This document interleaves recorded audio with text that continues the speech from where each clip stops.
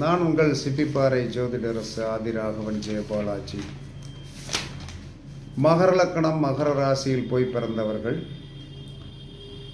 சாப்பாட்டுக்கு கஷ்டப்படும் ஏழை யாசகர்களுக்கு வாழைப்பழம் ப்ளஸ் ஸ்வீட் தானம் செய்ய எதிர்பாராத விபத்து, எதிர்பாராத ஆபத்திலிருந்து உங்களை காத்து கொள்ளலாம்.